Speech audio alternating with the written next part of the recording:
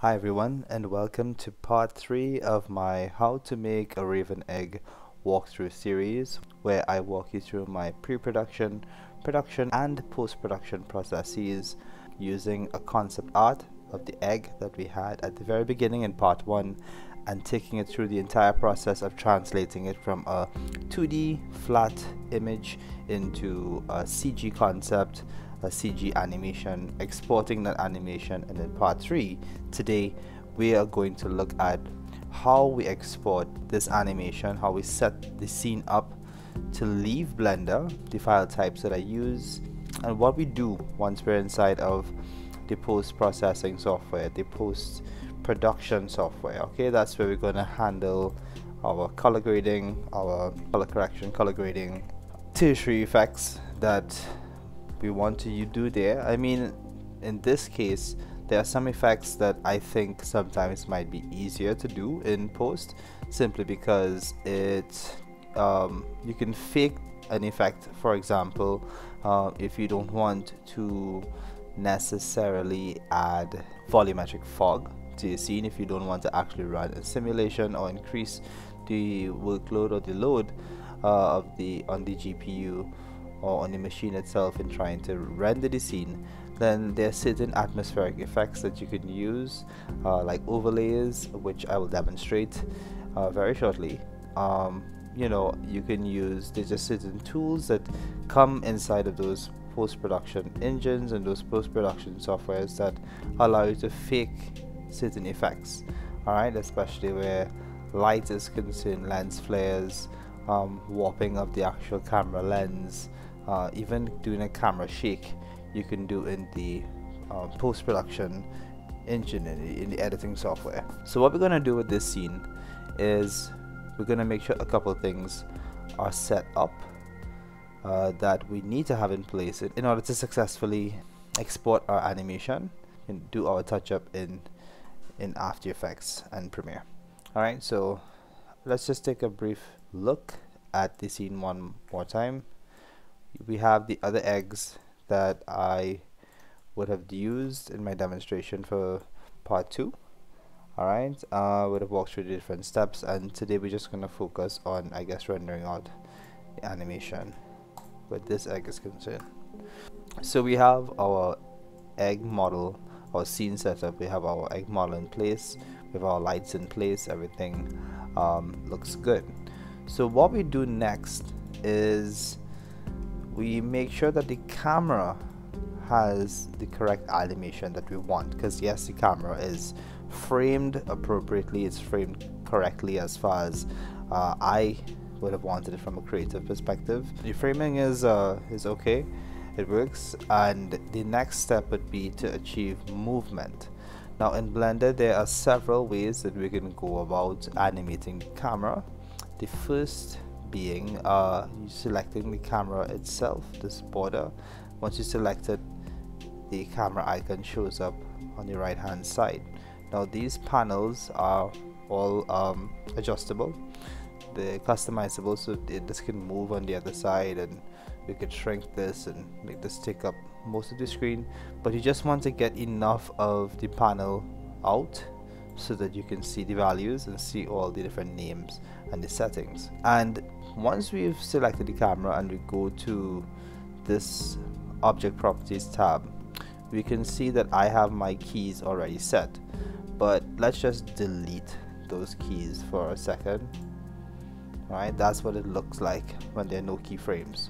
So it's just a grayed out box, usually with default values, the camera being in a set location. But once you add a camera using Shift A, going down to camera and clicking camera, and using these parameters to set your camera up and get your framing nice and right, you know, your X location, Y location and Z location are the three axes used to explore the 3D space. Now this one is using it in using a slider, so it just feels a little more constrained when you're using this panel here, but there's a freeform version of the movement by using the G key on the keyboard, and you can move the camera around with the mouse. Alright, you can move it on the axes also by hitting G and the respective axis. G and then X, move this way. G on the Y, we move this way, and then G on the Z, we move this way. And the rotation is the same thing. You rotate on any of the axes, you get the result. So we set this up, we find an angle that we like, we find a position that we like, and we set our keys by right clicking, insert keyframes. Right, once you do that, it goes yellow, so you know that keyframes have been set for this particular location, rotation, and in the scale parameter. Alright, so I'm just going to undo and go back to my keying.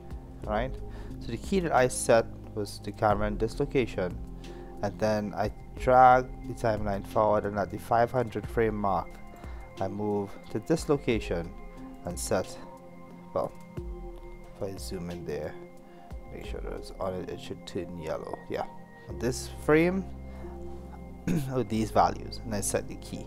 Once I right click and insert the keys, it's prompting me to replace the keyframes here because I already have frames in with that. So once I right click, it'll give me the option to replace or delete or to clear.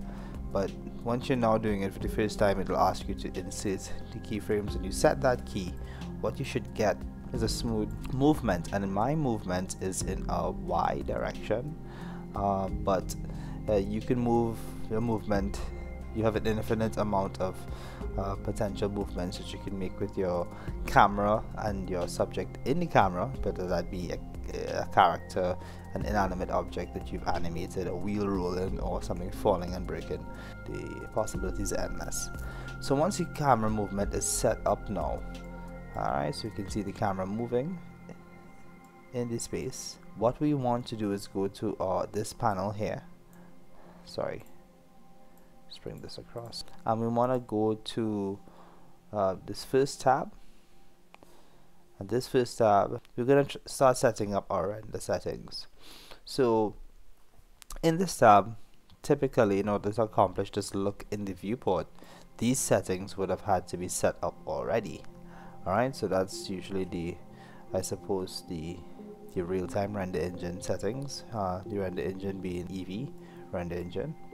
Alright, there's also cycles, the workbench, and a couple others that you can install on your own time, but this is the standard setup of Blender, and we're using the Eevee render engine. We're just going to go to the tab just below and make sure that the resolution is set up how we want it. Now this is important because this figure that we see here, these values, that's the resolution of the camera as you see it here. So if I change this to 1920, you can see that the framing changes and it's exposing more of the scene that doesn't have any information. So I don't want that.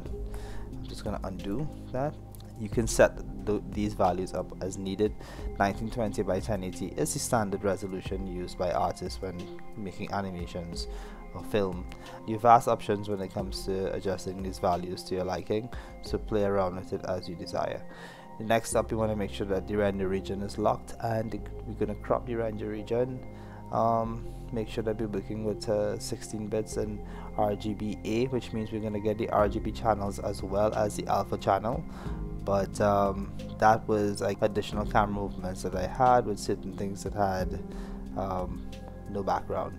So this mass in the back here was not there before. We were gonna get to see that background. So once it renders, it would have given me that transparent part there to add a background that I may have wanted in post-production. Alright, so we're gonna just use RGB this time, and once you set this up, you want to make sure here in the output that you tell Blender where to put the files. So I'm just gonna say we're going to go to the Dog Days animation frames, and I have all these folders filled with frames for Dog Days. I have my frames in a folder already, so I'm just going to show you what my Dragon Egg render frames look like. Once you accept it, in the same way that you would export any other file out of any other software, you tell it where to save it, you name it down here, and you accept. It'll save. Alright, and that's where your animation is going to be rendered out. just above that we have the frame range. That tells Blender where to start rendering and where to finish rendering, what frame to start at and what frame to end at. Okay, and then these settings here, these two, that's where you set that bracket. Just below that we have the steps, which allows you to do frame skipping if you want to render every other frame, every other 3 frames, every 10 frames, 20 frames. You set that up to your liking. And once these things are in place and your samples, etc., are, you know, exactly where you need them to be. So my render is at 1200 samples. My viewport, what we see here, is at 900 samples. So it's not very far from what the final render is going to be, but just enough more to just give me a better, cleaner finish. Alright, we don't want to take it too high, because sometimes going too high doesn't make sense, because it doesn't make a difference beyond a certain point. But I think this gets the job done nicely.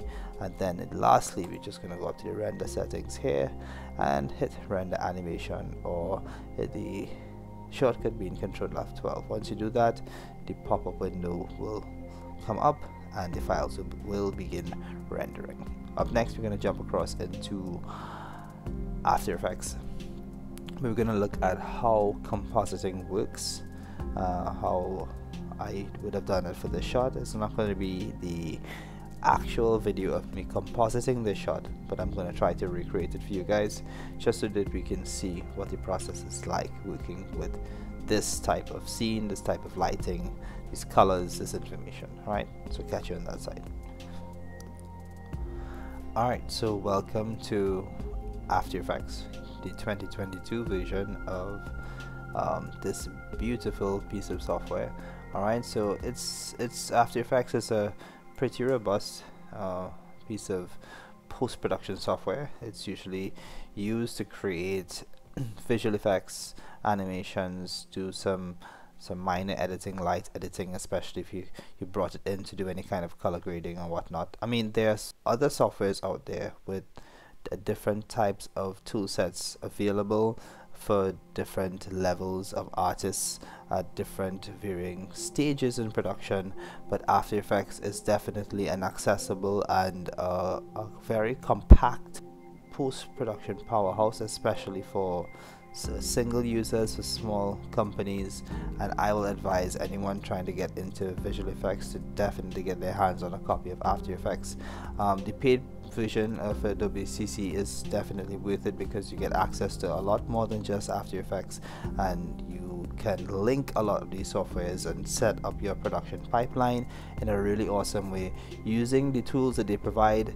Getting access to getting your hands on After Effects is a huge first step, and it's going to up your game in terms of doing your compositing and your final outputs of your animations and your renders.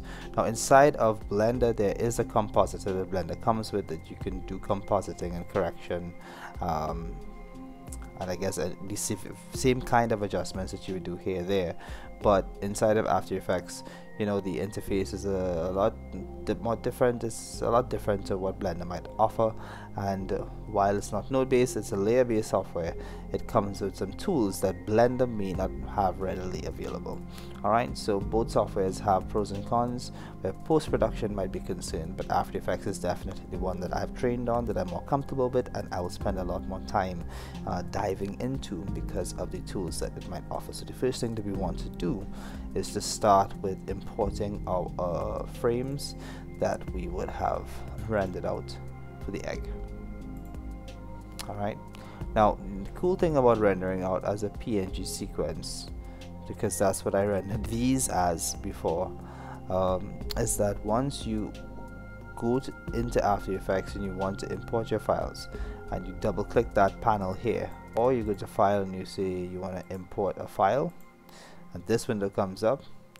All you need to do to import this entire animated sequence, all close to 800 frames, is click the first egg, and it's going to automatically bring in the rest of eggs that follow sequentially based on the naming convention of the files that we labeled it as inside of Blender. So once you go into this panel here and you import, or you go to File, When you click import and you select the first file that comes up, the rest of the files that will import automatically, because it's a sequence that is listed numerically, but it's basically going to, we're going to force the alphabetical order, meaning to force it to find the numbers that fall one after the other sequentially, right? So basically you're not going to import random frames. Once this is done, we are going to also, we have the option of creating a composition inside of After Effects one time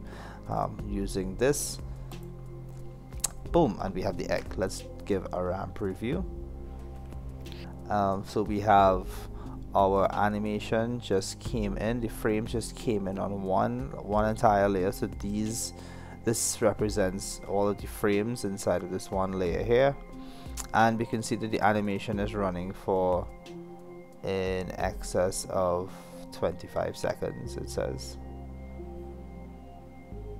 Alright, so that's gonna just ramp review. This green line is essentially where the software is doing a first pass. It's kind of scrubbing through all of the frames. It's trying to load the frames that we've imported, so that when it has to play it back, it can do it smoothly. It already kind of memorized what the frames are. So that green line is almost like the system telling us it's understood, it's already interpreted what the frames, the information in each frame. So now we're gonna get a nice smooth playback. And this is at quarter quality, so if you wanted to run this at full quality, we're going to have to do that ramp review again. But it's worth it, because once it previews and it's cached, once these frames are, it's basically caching is what is happening. Alright, so each of these frames, once we begin to ramp review, it begins to store. It's stored somewhere in a folder on the machine, and After Effects is calling on it in order to play back smoothly. It doesn't have to load it up every time. So we're just going to make sure that once we switch to high quality, the full quality here, we can switch to the different modes, that it's cached out, that it's ramp reviewed, and we're going to take a look at the footage itself and look at what we do next in order to build the shot up from the ground up. Alright, so far we have the egg, the animation, just the animation here. It's already ramp reviewed with the camera movement. I'll cut that short.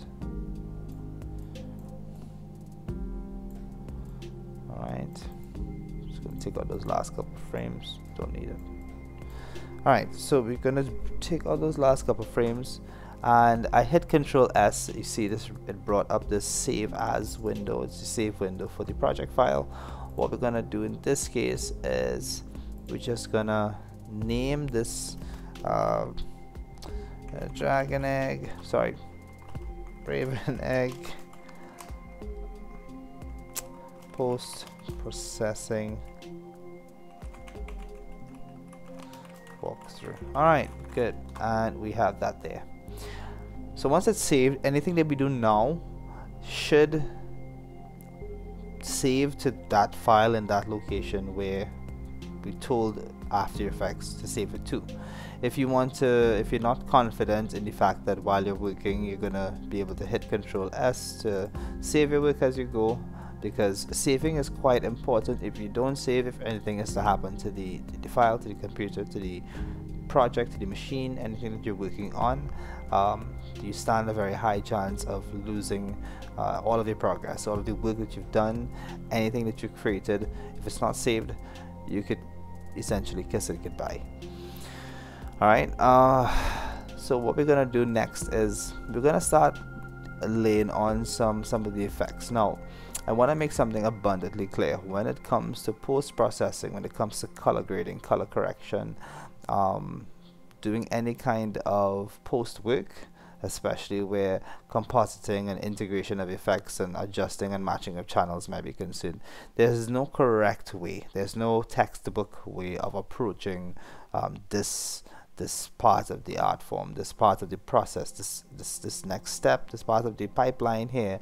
It requires a lot of experience where you might know what tools to use and when, under what circumstances, and what might be a little more beneficial over another. So for example, you may have the option to use in your color correction tools, you might have the option to use, let's say, your levels, and you might have the curves, right?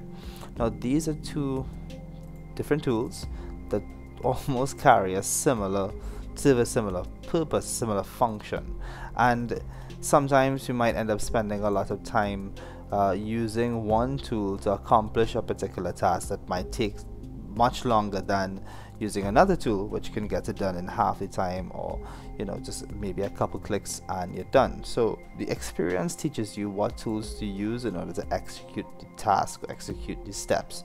Now, even though I said that there isn't a textbook way of approaching the color correction process, color grading, or post-processing, there are some fundamental things similar to what might have been discussed in part 1 and part 2 that probably should be appreciated when you're doing this, and how you apply those steps. There's a few methodical ways that you could do it. So in doing the post-processing of a CG shot, a VFX shot for that case, where you have additional elements outside of just maybe what's seen in camera, a lot of these effects would have to be blended with the footage, with the frames that you would have exported. So it's not that you just drop it into the post-processing software, the editor, and you just maybe drop on a lens flare and that's that.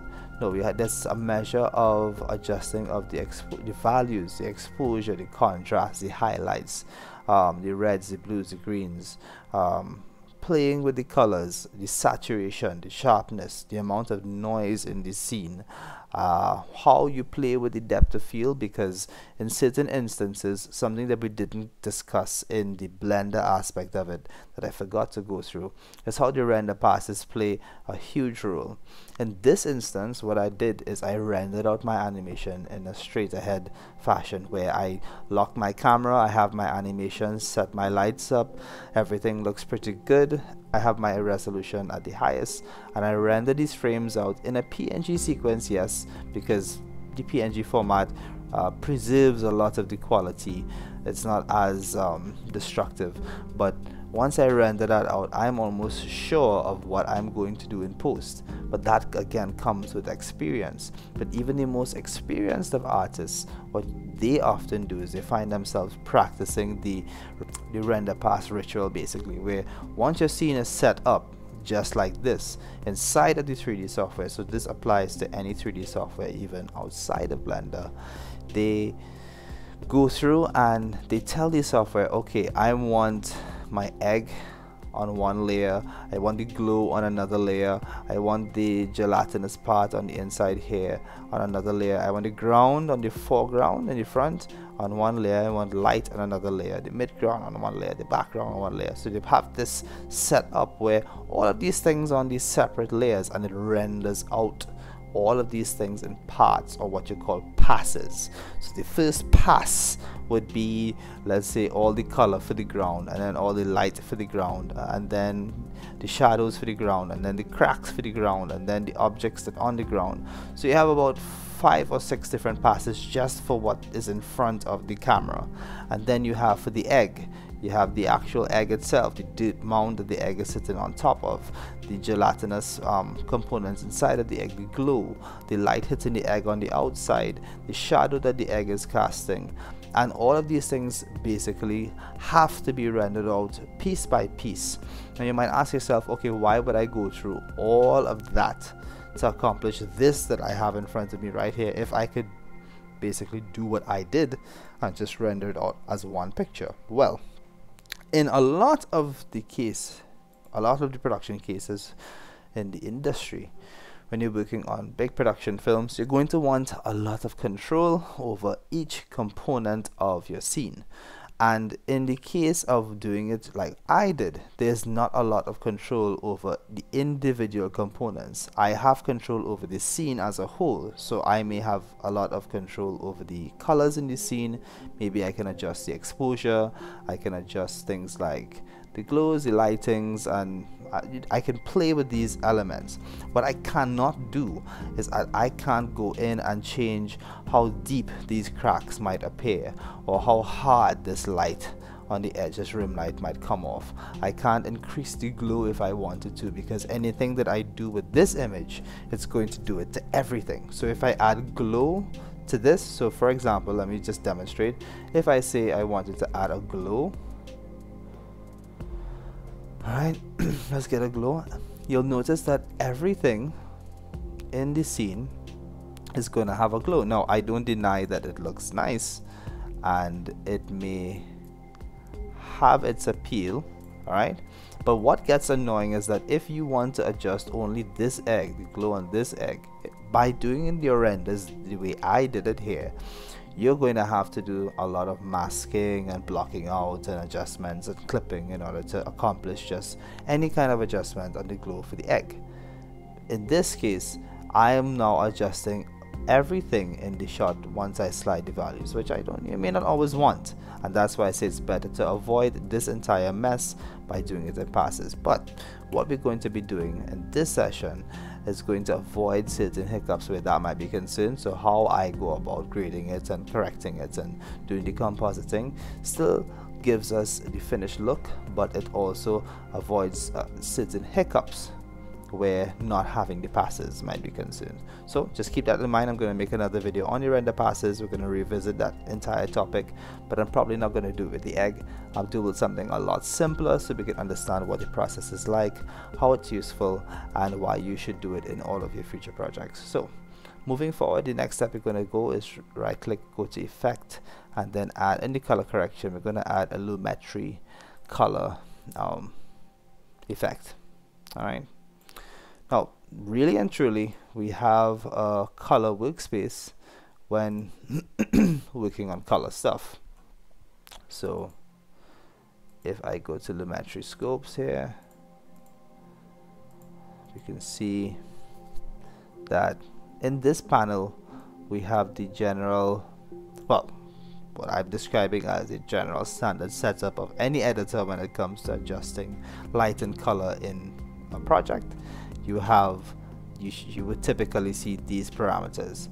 You would see the white balance, temperature, tint, saturation, the exposure, the contrast, the highlights, the shadows, whites, blacks, right? But we're gonna just watch what happens as we move these values, these sliders, and how it directly affects what's happening on the right hand side. So the first thing that I'm going to do is adjust the exposure, right? So we could increase the brightness of that scene a little more. In the original version, the scene wasn't as bright, but I'm actually liking this a lot more in terms of just how clear everything kind of appears. So I'm going to turn this on and off just so we can see the difference. And you can already see just from adjusting the exposure that the entire scene benefits from the exposure being cranked up. But sometimes when you only want the exposure of, let's say, the foreground, you only want what's happening in front of the camera to be exposed a little more. The render passes will allow you to focus only on that egg or that part of the egg, but we don't have that here, so I will keep reiterating that just to emphasize just how not helpful doing it this way might be. But if you're working on something quick, you want to get visuals out, or you just might be confident enough in what you're animating that you know that you've locked the shot and everything checks out, then this would work also. You know, just be careful. Once you've adjusted the exposure, we're going to adjust now the contrast. Now the contrast, we have to be careful that once you start to dial contrast up, that these dark areas, the low, extremely low values in your scene, the low points, the darkest areas, that they don't get too crushed. Well, watch what I mean. As I begin to crank up the contrast, we could see that those darker areas begin to bleed, and they're bleeding out until they generate more darker version of themselves. But then boom, the scene looks ugly. All right, so that's way too high. So what we're gonna do now is just go back to 0, and we just want a tiny bit more contrast, just to shroud, just to obscure the back a little bit. All right, so you can see that looks decent. All right, and then in the highlights, we want to introduce a little more in the highlights, so we get that harsher hot look. All right, nice. I like that. And dial that back a little bit. Yeah. All right, so we're getting somewhere. Even in the back, we can see that those red glows are coming out, so the scene looks way more alive, far more vibrant. As for the shadows, now because we've cranked up the contrast, it means that the shadows have become far more intense. A lot of the dark areas, the low areas. Alright, so when I say the low areas, because you have your low, mid, and your highs.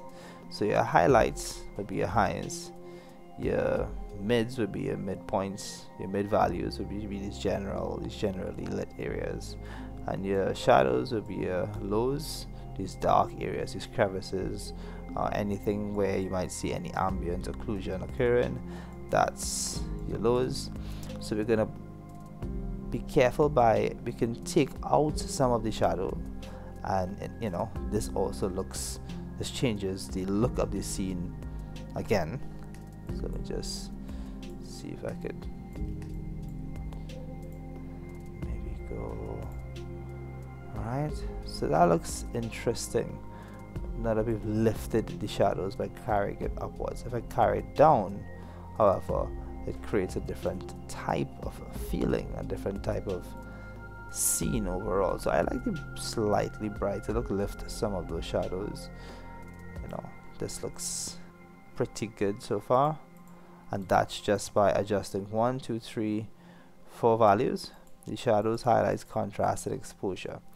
Alright, up next we're going to adjust the whites. Now I'm not saying that you're going through the list adjusting every one of these values, but you definitely want to go through the list and adjust the values that most benefits you're seeing. How would you figure out what values most benefit you're seeing? By trying it out, but you have to pay close attention to what is happening when you're adjusting those values. This one, so in Blender we can see that I thought that in camera this looked amazing, and probably in Blender because there's some compression going on when exporting from inside of Blender and importing into After Effects. But the values, the colors, the vibrancy, the illumination, the shadows, none of it looks the way that it probably looked to me inside of Blender, inside of After Effects, and that's why we have to reintroduce, we have to pull those values back out. Now thankfully inside of Blender we rendered in the filmic mode. Now what filmic does is that it basically gives the render flatter profile, so it has a more realistic, less saturated look, and allows you to do a lot more with the colors. So you can imagine that we're getting this kind of flexibility with just the PNGs as whole images. Can you imagine what it would be like if we had rendered this in passes? So we're going to dial this now down to 1.5. okay, that works good. Alright, now the whites I'm going to bring in. Let's see what that does first there. Dial that down. The blacks, oh, you can see, okay, that we don't need to touch that one. Alright, now the temperature, we're going to increase the temperature a tiny bit, maybe 15%, and then the tint, we could either include a lot more of the fleshy tone, that salmon kind of pink hue, or dial it back and introduce more of that jungle vibe, that green. We don't want to go too far, so I think I'm just gonna stay in the -11 range. That looks pretty good. Alright, and then the saturation, let's dial it down to 75. Too much. 89. Okay. 95. Yeah, that works. Alright, so we can see now we have our camera movement. This looks extremely clean. I like it. Alright, so here's what we do next. Up next, what you can do to accomplish the particles look that we saw in the final shot is we're gonna go for an overlay video. So what is an overlay video? An overlay is basically some type of pre-recorded stock effect where that is recorded on a green screen or a black screen or a blue screen, and VFX artists and editors use these types of overlays to accomplish a fake, let's say a fake version of whatever the effect might be. So if it's an overlay for smoke, you get a smoke overlay. If it's an overlay for fire, or you get a fire effect without having to run a fire simulation. If it's a TV static, a TV noise overlay, you get to have the look without having to generate and simulate the effect, which just slows down the process. So we're going to use a certain type of overlay. Alright, we drag that in, and then we're going to scale it down just to like right there, right, just around the egg. Rotate it, scale it down.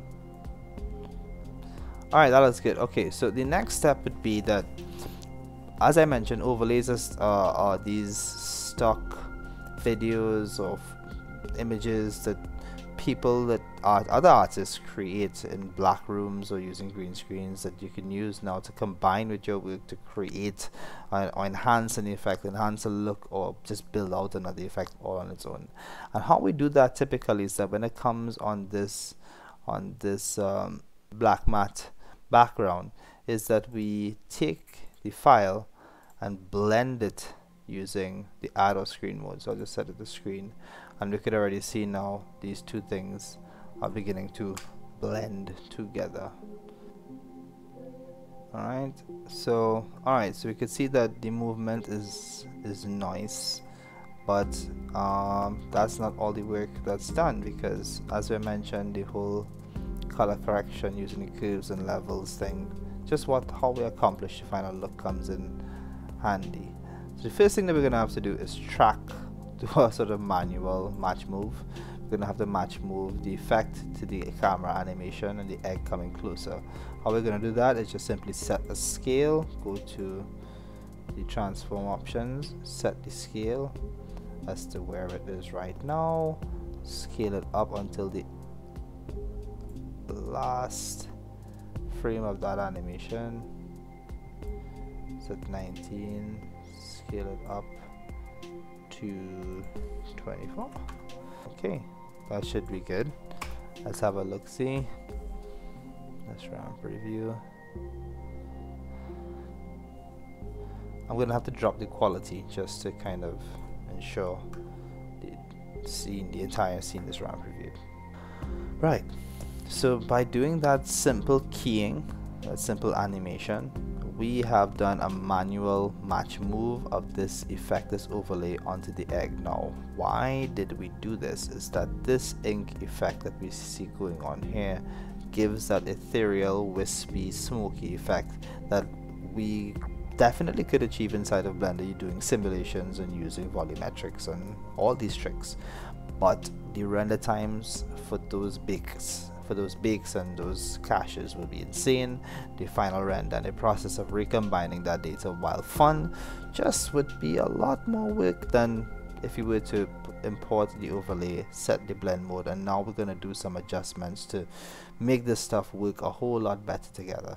The first step we're going to do is we're going to right click and hit the effect, color correction, and set up levels. Alright, what the levels tool does is that it allows you to control the various levels in your image, the colors, the color levels, the light levels, so as you can see, as I drag the slider, we're getting more and less of it. So I'm just gonna decrease that a little more, crank up some of those values. Let's play with these two. Alright, and then what I'm gonna do next, draw a mask around the footage where I want it. So I don't want that hard outline of the layer. Alright, I just want this area here. We can bring that down a bit more. Now we're gonna hit F, feather. Okay.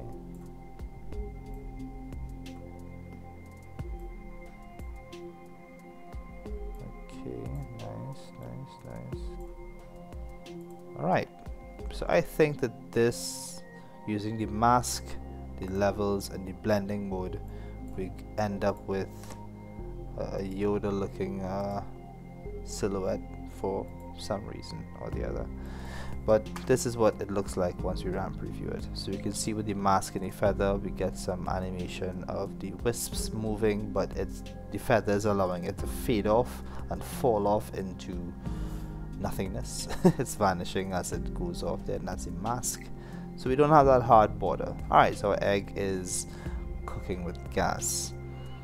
Alright, so once the ramp preview is done, alright, so the animation is playing nicely, the effect is running smoothly, the track, it looks decent, looks like it's working okay.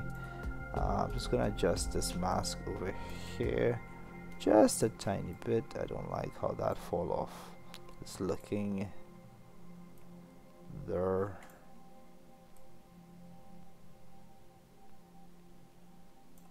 Okay.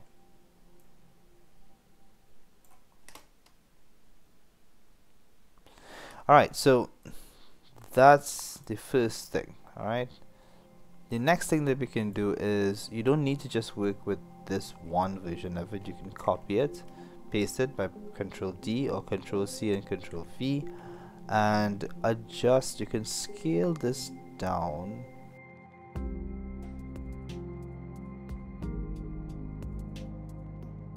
Right, oh, that adds a whole other dimension to it.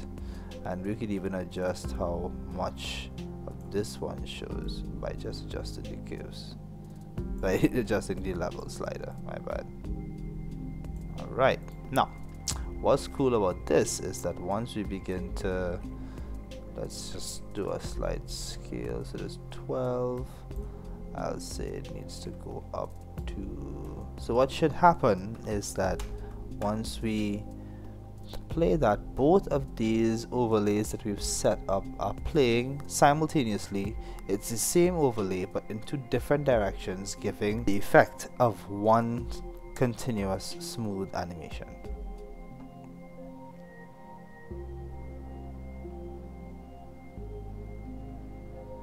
Alright, so this is the playback, and that looks pretty good.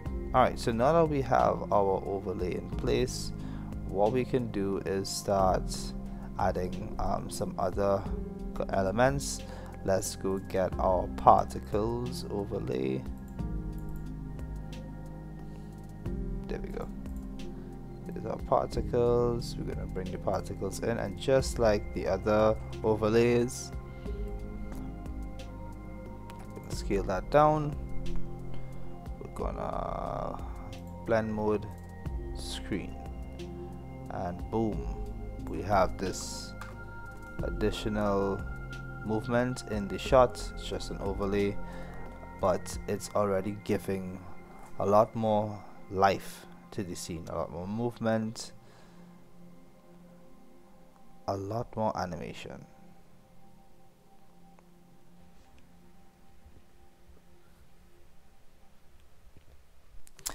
And similarly to the smoke, if we don't want all of those particles showing up, we just need to go and grab our levels and crank them down.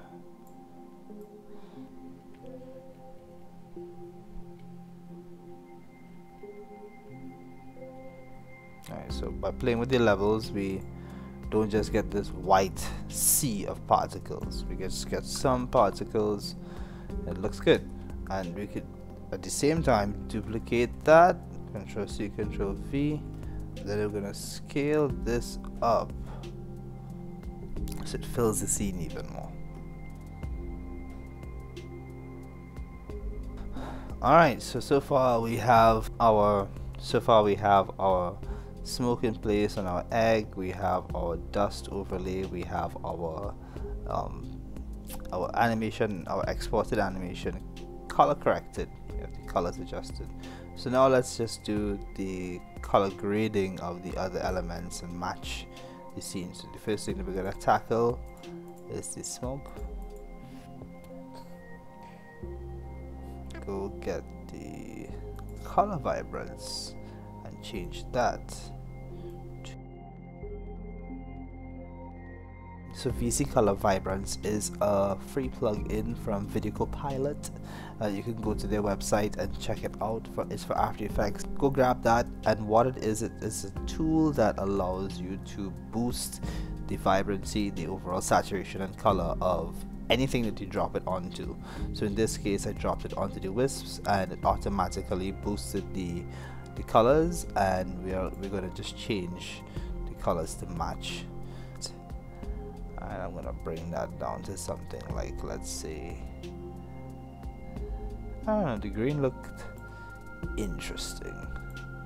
I'm gonna have one green. I'm just gonna copy this, go to the other fractal and change that now to something else. So let's say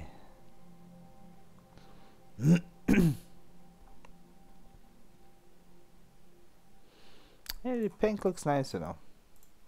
So all we need to do is get nice and close, and we need to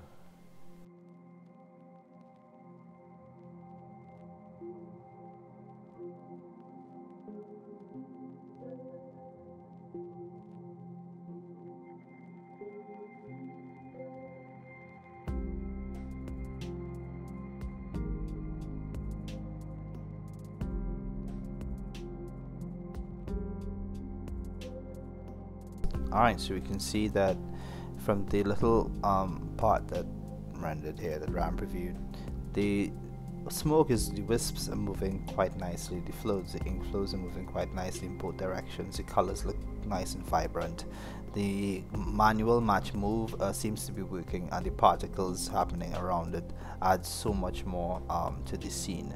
Now if we think that the ones in the front might be a bit much, all we have to do is go to the effect blur and just add a lens blur, which once we crank that up, it's just going to blur out the ones immediately in the front.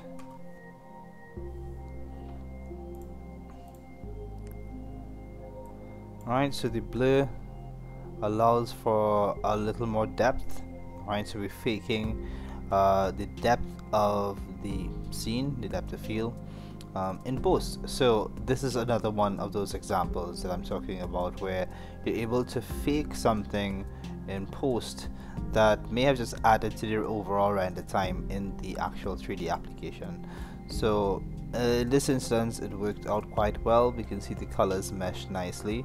So for the actual egg now, I'm just gonna go into the color wheel and I'm now going to begin to color grade this sequence. Now my midtones, I'm dragging it across. I'm trying to find this iteration of it. I'm leading into the green and pink complementary situation going on there. So that's what I'm gonna try to go for. Make my midtones green, my highlights pink.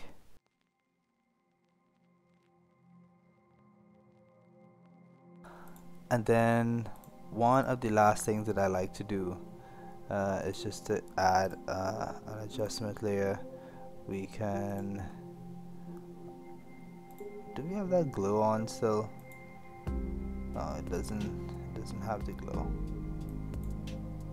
Well, you know, a glow might be nice. In this instance we can add an effect, stylize glow, and that way it gives everything in the scene a nice boost, nice punch.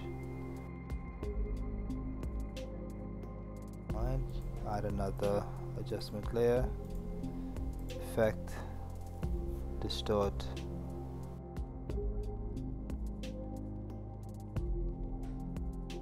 So by adding this CC lens effect on a separate layer, an adjustment layer, over my animation, over all of the effects, is that it not only gives it this nice warp distortion, but makes it look like we are seeing it through the eye of someone in a vision.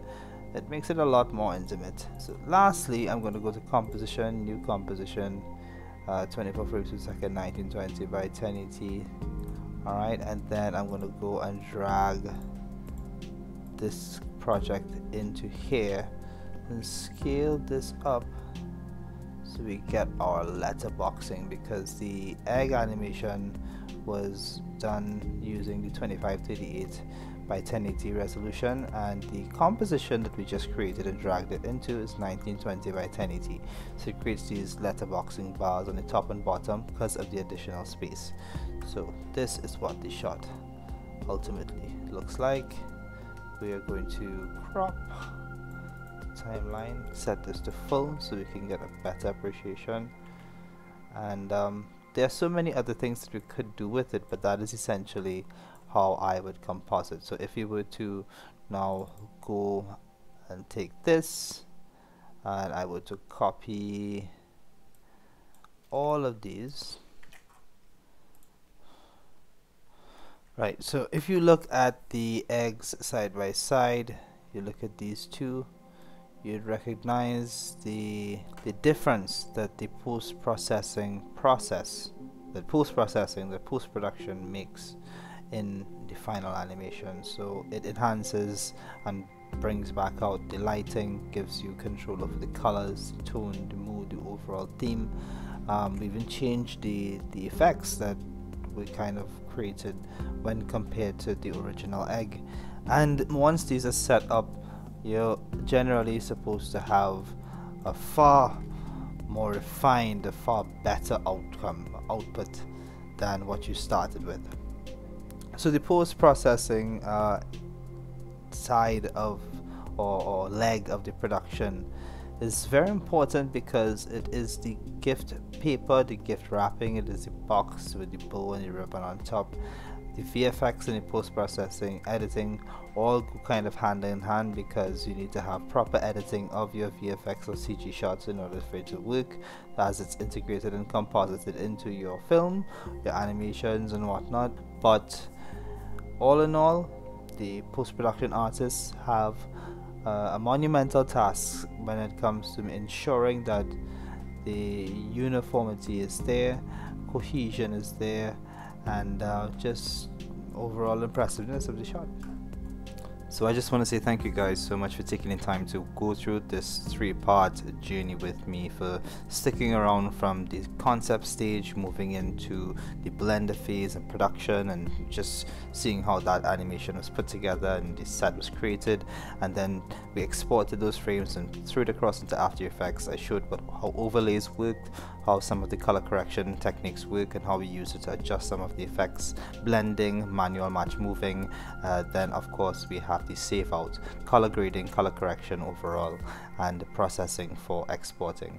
So what I want to do next is just kind of export the animation and take a look back at the journey that we've covered, ground that we've covered, this creative road, this creative process, and I'm hoping that in my future videos I can kind of one-up myself and do a whole lot better than these 3 videos that have passed. And my hope is that in the future videos you are able to learn so much more in much less time, and creative things that you probably may not recognize could be done, or things that you won't come across every day.